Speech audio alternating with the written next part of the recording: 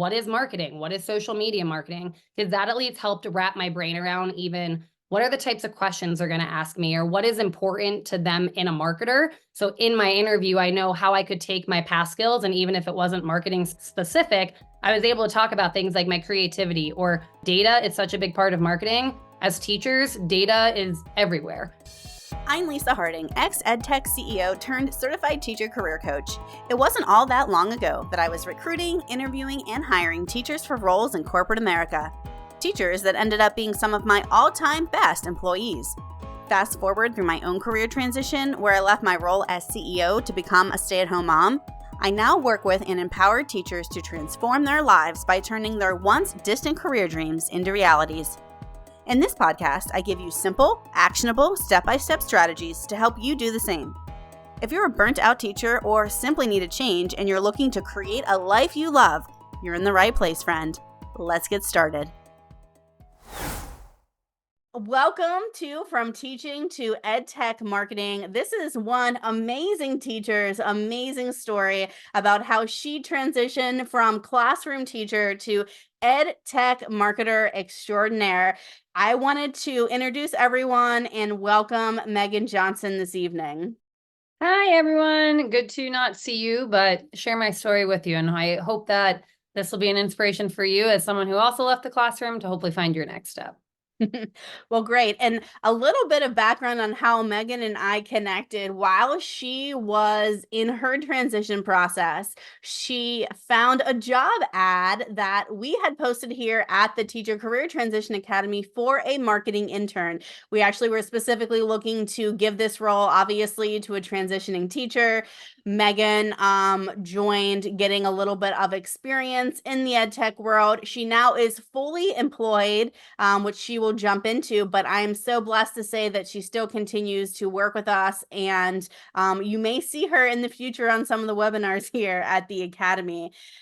So Meagan, let's jump in, and why don't you kick us off and tell us a little bit about your role and tenure in the school system and a little bit about what you're doing now. Definitely. So my last position in school was a third grade teacher. I ranged anywhere from like third to fifth grade as I taught. I taught for 5 years, and I taught pre-COVID, during COVID, and then if you want to call it post-COVID, in the sense that it wasn't like crisis year teaching anymore. So I had experience in the classroom during like kind of those 3 different phases that we've seen in teaching. So I went from third grade teacher. I left at the end of last school year, which I live out in Colorado, which is around Memorial Day weekend. And then in September, started as a marketing coordinator with Encyclopedia Britannica, particularly working in their education department, where I am responsible for marketing for all of their products that schools use. My life has significantly changed since I have transitioned careers. For one, I work from home now. That for me was something that I wanted to make sure that I had, because as much as I loved going to school every single day, I knew that if I was switching careers, I would love to be at home and like do things like do my laundry over my lunch, or like check the mail if I need to. So I can say now I have a way, way better work-life balance. I feel like at the end of my workday, I'm actually able to like shut my computer, shut my brain off, and go home and put my attention into my family and my friends and where I want to be focusing that energy. But it still gives me a way to be looped into education, which genuinely is my passion and where I want to stay within my career life. But it just gives me much more flexibility, much less stress, and truthfully gives me more time. So one thing I will say, I still go back to the school that I taught at. I am very fortunate at my company where we get half-day Fridays whenever we want them. So once a month, I have taken my half-day Friday and I've gone back to school to hang out with my former students. And that has led me to not only just really appreciate and enjoy what I'm doing now, but like enjoy it even more in the sense that I still get my fix with the kids that I know and I love so much, but I'm still home and can be flexible with my own family, my own personal life during the day. So definitely a huge switch, but a switch for the better from the end of last school year to even fast forwarding 6 months to about now. Awesome. Well, thank you for sharing that. And I know that you are doing amazing things. And also, as far as like having more time and flexibility, you're also working part-time for us, which is very flexible here. I know you squeeze us in evenings and weekends, but I'm sure thinking about doing 2 jobs while you were in the classroom probably was never an option. Yeah. So that's exciting. So when you first, like, maybe you talk to us a little bit about, like, when did you start thinking that a career change might be right for you? And I know a lot of folks suffer from guilt or just self-doubt, or we talk a lot about limiting mindsets within the academy. Can you talk to us a little bit about how this might have impacted you? Absolutely. I would say guilt was like my biggest driving factor into almost not transitioning out. Like I said, I know that education itself is where my passion and where my interest lies. So I think for me, it was really difficult to imagine being in an education type career that wasn't classroom teaching. I am like you. I also come from a family of educators. Like my mom was a teacher. She taught the entire time until she retired. My cousins, aunts, uncles, like everyone in my family is teachers. And I knew for a long time that that is what I wanted to do. And I was like determined that that was it. That was my job. So I think it took a lot to get over that mental leap of like, it's okay if this is not your 9 to 5. So I had to have a lot of talks with myself over thinking about my job and my life and how they connect. And really what it came down to was I love the act of teaching, but the job of teaching was just not working with what I needed in my life. And I came to that conclusion around, I would say it was around October in this. So October of the school year that I was the last one that I taught in is when I started to be like, you know what? Like I've done this for a few years. I've done e-learning, I've done in-person learning, I've done hybrid learning. Like I feel like I've done this long enough and I've been in this role and I've sat through those first years of like the difficulties and I'm still feeling the things that I felt then. And I know that that is not what I can feel for the rest of my life in a job. So around October is when I started being like, I'm not sure. And then truthfully, it was once I came back in the new year, I think it was like our first PD back in January. And they started talking about how like state testing is the only focus that we're going to have. And it was in that moment that I was like, okay, this is my decision. Like, this is not what I want to put every single bit of my time and energy in my personal life and my work life into, because as much as I can see the benefit that I am bringing to these kids, I don't think that I'm getting that benefit in return. And the school I was working at and all the schools I'd worked at had very different goals and what they wanted me to also be focusing my time and teaching on. So at the around January, I said, you know what? Like I told my husband, who was my fiance at the time, I was like, listen, there's a lot of stress this year. I was getting married. I was thinking about changing careers. And I was like, I need you to remind me when it comes to the end of the school year, when I have to make this choice, that like I have to do this for me. And as much as every single day I looked at those kids' faces and like they were what brought me back every day is, of course, it's your kids. They're the reason that you're there. And I told him, I was like, I'm going to be looking at their faces for the rest of this year, knowing that I am not returning. And that weighed on me all year long. But I told myself, like, today is the day that you put yourself first. It's a new year and you can still get the fulfillment that you get with teaching in the ways that it did fulfill me in a new role, whether that be a similar type career or just finding time like I do now in my personal life to go back and like take time to hang out with the kids. Like that is what checks that box of like fulfillment for me. But yeah, I would say like you're gonna feel guilt. Like, of course you are. You have chosen a service job because you are a service-oriented person.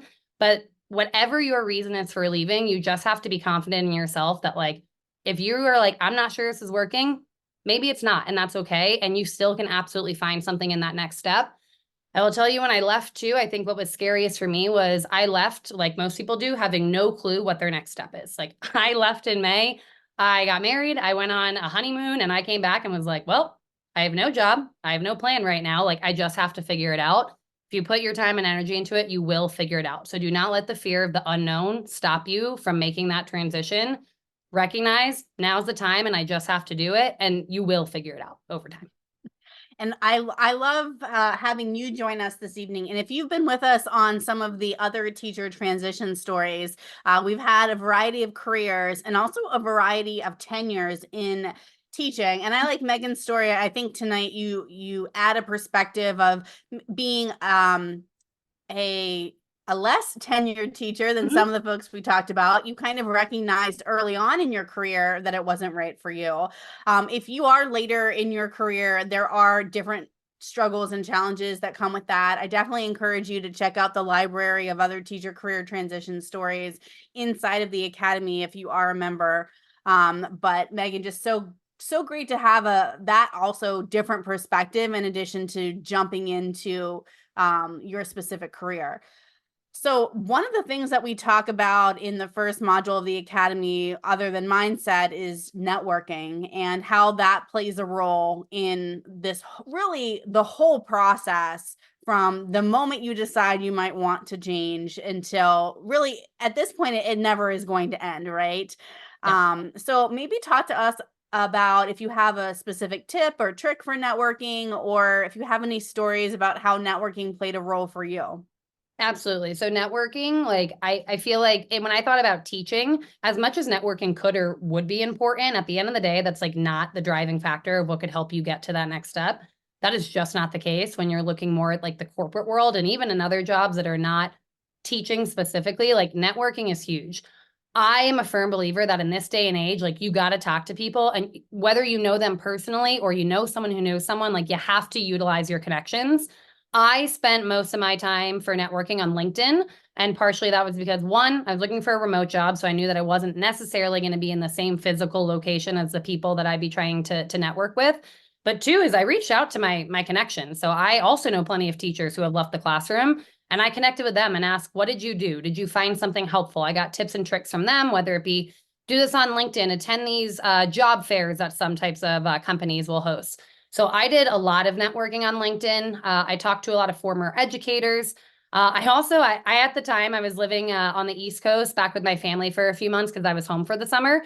And before I came back to where I live in Colorado, and I talked to my neighbors like around my neighborhood. If they were asking my story, like, hey, you're not in Colorado, you're here. I actually uncovered like 4 different people in my own neighborhood that I was living in at the time that were people working in either a job industry or a title that I was interested in. They were able to connect me. They were references for me when I was applying to openings at the company that they were at. It's all about just talking to people. You have people that are in your network now that are more than willing to even just offer a tip on what you can do.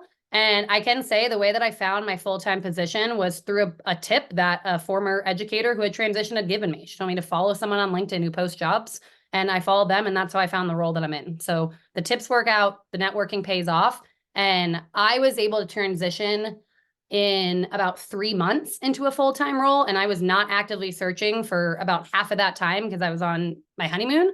So in about, I would say, I think it was like 8 weeks, I was able to go from like literally ground zero to being employed in a full-time position. And it was because I spent a lot of my day networking. Awesome. Well, that's great. And I will say you definitely after interviewing you and for our little internship, you definitely polished your interview skills as well, which we're gonna jump down to that in a little bit. I really want to get into what is EdTech marketing. What do you do? Why don't you start and tell us like what is your title and what are some of your responsibilities and like what do you do every day? Today's episode is sponsored by the Teacher Career Transition Academy.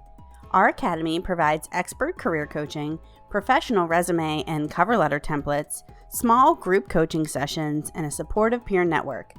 The best way to jumpstart your career change journey is to enroll in my free Beyond the Classroom Masterclass. Visit teachercareertransitionacademy.com/masterclass to enroll now. I'll also drop the link to register for free in the show notes of this episode.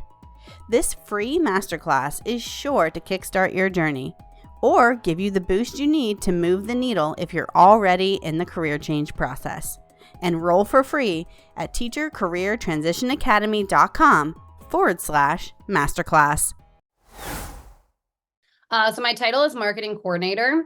And for the role that I am in, it's kind of like a catch-all. So I'll talk about what marketing does, but what you will see across different companies is that you may have some companies that are hiring just for overall marketing. Other people may be hiring for a specific aspect of marketing. So for example, like a social media person, a content writer, an email person. So there are so many different roles within marketing. So my tip is if you're looking to go into marketing specifically, keep your search a little bit more wide. What I would do is I would start by doing a broad search. So I would type in marketing coordinator and I would go through all the different jobs that were within that. Things that marketing does though, you are just promoting whatever your company does. So for me, I work at a company that provides products. So I market their products. I'm creating sales decks for the sales team on our products. I'm making flyers or one-pagers for our potential or even current clients on the tools we have. I run all of our social, so I'm the one creating the posts. Sometimes I create the graphics. I also have a graphic design team. So again, depending on the company you're at, that may be one of your responsibilities. It may not be at all. I help with our newsletter creation that goes out to our members. Like essentially think of any touch point that a company may have with their prospective clients. Everything behind that is being driven through marketing. So it's a role where you get to actually use your creativity. Like I thought I would go into teaching and get to do like fun creative things until I actually learned that teaching was like much more structured of like teach this at this time and then move on to this. So I love that every day I'm actually putting like creative powers into what I am doing, whether it's creation of materials, unique selling propositions, like whatever it may be. Like I said, though, in marketing, if you are interested in marketing, also think about the types of things you may want to do in marketing. You could search for something like email coordinator, social media coordinator, content coordinator, event planning and coordinator. There are so many different aspects of what marketing does. So don't just trap yourself in just looking for overall marketing unless that's what you want to do. Widen your search and think about some of those more like micro roles within marketing, and that will also help you get into the department. So as I had mentioned earlier, and I don't normally have a great perspective on the career, but tonight I actually happen to, because I started in the marketing department. I moved up to a product manager. I was the manager of the marketing department, and then I was the director of sales and marketing. So I am going to interject a little bit Please. here with you, Meagan, if you don't mind. I think one thing that Meagan said that really kind of hits the nail on the head, if you will, is that every company is going to have their marketing department set up a little bit differently. So where I was inside of marketing, we also had community management, which I think would be great for, I mean, we had a former teacher as our community manager. Fantastic. Honestly, the teachers that we hired when I was working at the other company were probably hands down like our best employees. Just transferable skills, work ethic, attitude, those are all things that set teachers above maybe other employees that we had as well. So we had content marketing, so lots of blog posts, like Meagan said, email marketing. There's also a side of marketing that is data driven. So marketing teams are going to do things like Google Analytics, tracking website conversions, tracking ads. So if you are creative, but also really like data, there is a slice of marketing that's all about data analytics. And the bigger that the company is, the more roles they're going to have that are very specific in niche. So when I was at like a smaller to mid-sized company, we didn't have a marketing data analyst. That function was rolled into like a marketing coordinator role. But at larger companies, they may actually have just one person that does marketing data analytics. So I hope that shares some perspective as well. Let's see what questions came in. So this is a great question from Lori. Did you obtain additional training or certifications prior to this transition? That's a good question. So I did have a very small amount of experience in marketing before I was a teacher. I was in marketing for about 3 months. But like I told you, I taught for 5 years. COVID happened. Like the world essentially changed from the time I was doing marketing. Like TikTok did not exist when I was doing marketing. So as much as I had a little bit of experience beforehand, that is not what helped me get my current role. They were literally looking for a former teacher that they were like, you can learn marketing. What we need is your expertise in the industry. So sorry, I'm about to sneeze. This is terrible timing. So give me like 1 second. Well, that's okay. And I think that's a good thing to point out. And one reason we wanted to have this EdTech marketing one, which might be different than marketing, is, as Meagan said, like in EdTech, it's so helpful. Like you want a teacher doing your marketing. I think teachers can move into marketing outside of EdTech as well, but that may require additional certifications or some coursework or some internships like Meagan was kind of doing with us, even if they're part-time. I think it's much easier to make the transition into like EdTech marketing because they didn't care if she had any of that. And then this experience, like down the road, I'm confident Meagan could go work for any company with the marketing experience she has. So I think your sneeze is over. My sneeze is over now, luckily.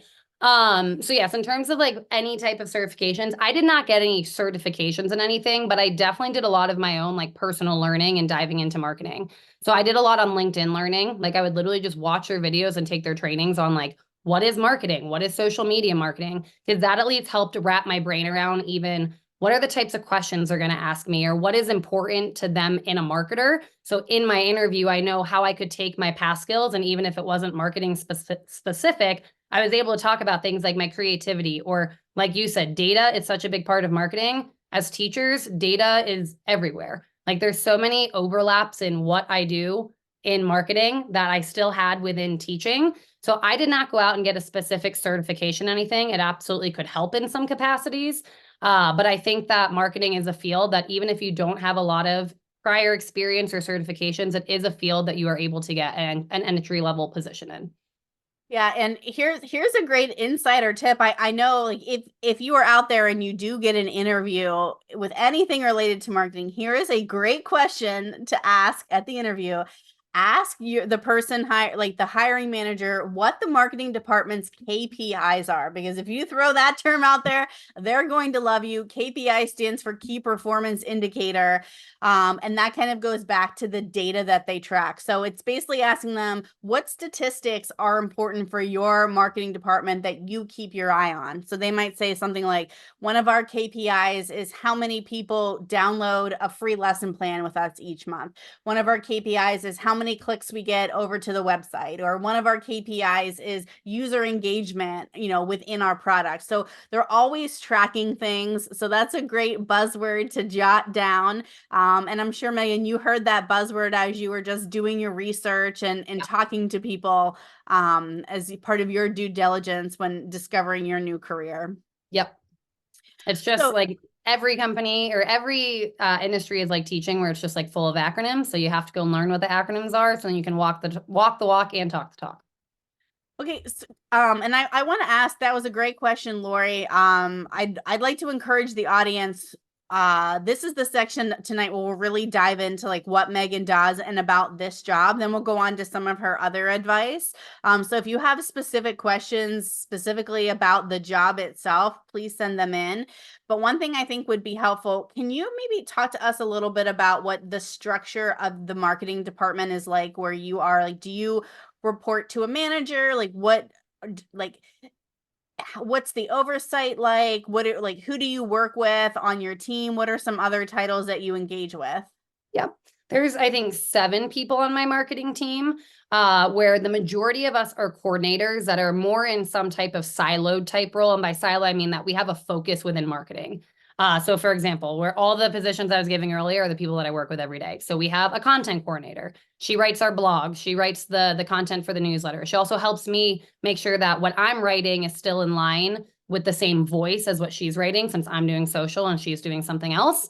Also on my team, we have an email coordinator. We have a event coordinator who her and I are more of the, like, I'm more of the general marketing person that I still have my tasks that I do. I do a lot of sales enablement. I do social media. I do or have done community, and that's something that they want me to pick back up more as this year goes on.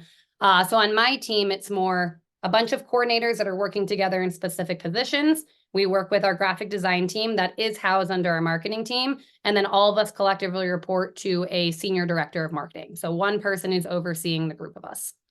Okay. I've also, though, in my 3-month marketing stint prior to teaching, I was a department of one. I did all marketing by myself and I reported to the CEO. So I've had like 2 very different types of roles within marketing as well. Okay, great.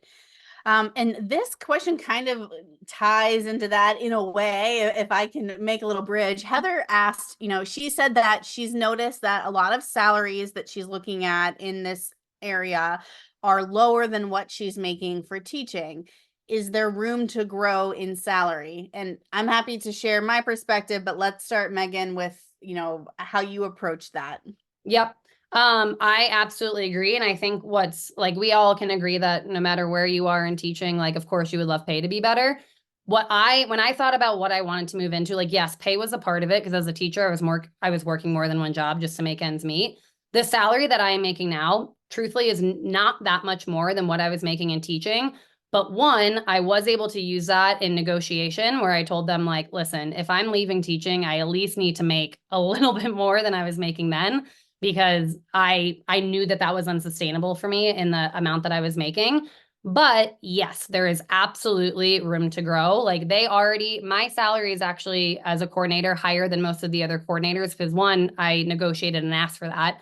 But two, every year we have the ability at my company to hit targets. And then whether it's a promotion via salary or if it's a promotion via title, you have those options. So the way that I looked at it was, yes, I may be going into a role that right now is a similar amount to what I was making before. Teaching, though, I know how much increase I can make every year, and it's a very small amount. That is not the case in the field I'm in now. There is such room to grow within your role and within your salary, whether it be at the first job that you get, or even if that's setting the stage for the next one. I applied to marketing jobs that honestly were between 40,000 to like 150,000, all for coordinators. So there are higher paying entry-level marketing jobs out there. They're obviously going to be much tougher to get because the population of people applying is going to be much larger. But I saw this as, this is my first step into the corporate world. This is a job that aligns with what I want to do, my interests, my passions. I can get that salary up there pretty quickly as time goes on. And so for me, that was a worthwhile thing to have happen rather than be like, well, since it's not going to be much more, I guess I'll just keep teaching or do something else. Like I know that I can make a higher amount and it will happen. It just may not happen within the first year. Yes. And to kind of clarify something here too, and we had touched on this earlier, Meagan is in the earlier stages of her career transition versus a more tenured teacher who has been in a position longer, while Meagan was able to take like just a small step up, and maybe some of the positions were maybe a little less that she was looking at. I do recognize that there are probably folks more tenured that the first step would be coming down. And of course, that's something that that's one of those things that we talk about of, helping you prepare for, what that really means. But as Meagan said, the range can be very broad. And if you're someone that is more tenured and needs a, higher salary to continue, there are definitely courses for upskilling, even like what Meagan did, getting that side experience, internships. I also spoke with a teacher that her neighbor owned a landscaping business. So she just asked her neighbor, like, hey, can I help you with your social media? Because that's not what he wanted to do. He just liked to cut grass. So she built her resume with that. And even small things like that can help you get jobs a little bit more than entry level. To touch on, is there room to grow? I may be the exception here, because I literally started like intro marketing assistant and I left as the CEO, and I can promise you my salary was very different. I'm not promising you that's going to be your trajectory, but what I love about being in the business world is like doors are going to open. And again, I just feel like teachers have the it factor. Like you work hard, you are always like going above and beyond, and those are the types of people that get the promotions. I would like to say that that's kind of what helped me as well. Also, as Meagan pointed out, like in your career, there can be times where you leave companies, and just by changing your role to a different company, you may be able to make more. You're going to get promotions. Like I never thought that I would get into sales, but somehow my marketing career led me into sales management. And I mean, it's just amazing what doors can open for you. So I like to tell people, don't be scared on that first salary, as long as you can make it work. And don't ask yourself if you can live on, I'm just going to say 40,000 because that's the lowest one Meagan mentioned, but don't ask yourself, can I live on 40,000 or whatever it is, but can I live on that for a year? Because I really do feel like you can get in and make a difference and open other doors for yourself. Well, friends, that concludes part 1 of this teacher career transition story. But there's a lot more valuable information coming your way in part 2 that you don't want to miss. So check out our channel for part 2. And remember, friends, the journey is just the beginning. Embrace the adventure.